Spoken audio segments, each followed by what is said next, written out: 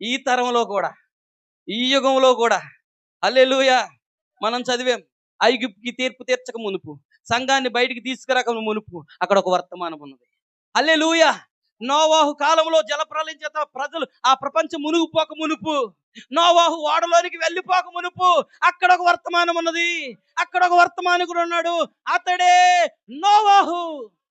అయితే ఈ కాలంలో ఒక విషయం మీకు తెలియజేస్తా ఉన్నాను. ప్రపంచం కాలిపోక మునిపే, సంఘ శాఖలన్నీ WCCలో కలిసిపోక మునిపే, హల్లెలూయా, వధువు పైకెత్తబడక మునిపే ఈ కాలంలో ఒక వర్తమానం ఉండవలసి ఉన్నది. ఒక వర్తమానం ఉన్నది, ఒక వర్తమానికుడు ఉన్నాడు. హల్లెలూయా.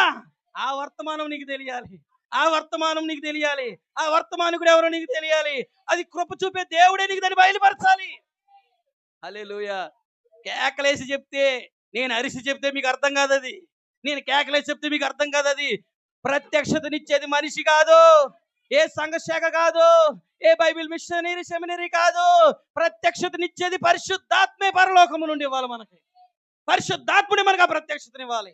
వాక్యం ఏమై ఉన్నది, ప్రతి కాలంలో వాక్యం ఎలా ఉన్నది, ప్రతి కాలంలో క్రీస్తు ఎలా సంచరించాడు, ఈ కాలంలో క్రీస్తు ఎలా నడుస్తున్నాడు, వాక్యమే నీకు దాన్ని తెలియచేయాలా.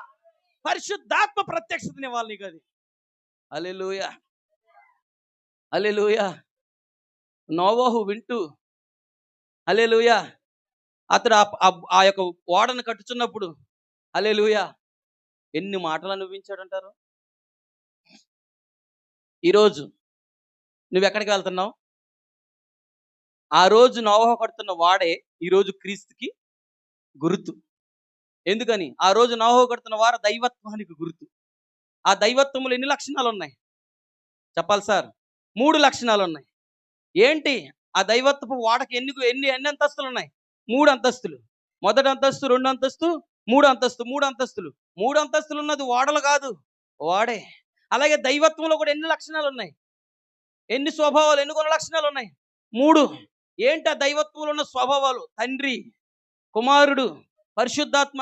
ఆయన తండ్రిగా ఉన్నాడు, కుమారుడుగా ఉన్నాడు, పరిశుద్ధాత్మ పనిచేస్తున్నాడు. తండ్రిగా, కుమారుడుగా, పరిశుద్ధాత్మగా ఉన్న దేవుడు ముగ్గురు కాదు, త్రియేకుడు కాదు. ఆయన ఒకే ఒక దేవుడు. అది ఒకే ఒక వాడ, ఆయన ఒకే ఒక దేవుడు. ఎంతమందికి అర్థమవుతుంది? ఆయన ఒక్కడే దేవుడు అన్న సంగతి నీకు అర్థమైతే, హల్లెలూయా, నువ్వు వర్తమానం అర్థమైనట్టే, దైవత్వం నువ్వు గ్రహించగలిగినట్లే, వాడ ద్వారం దగ్గర నువ్వు ఉన్నట్టే. ఎంతమందికి అర్థమవుతుంది? హల్లెలూయా.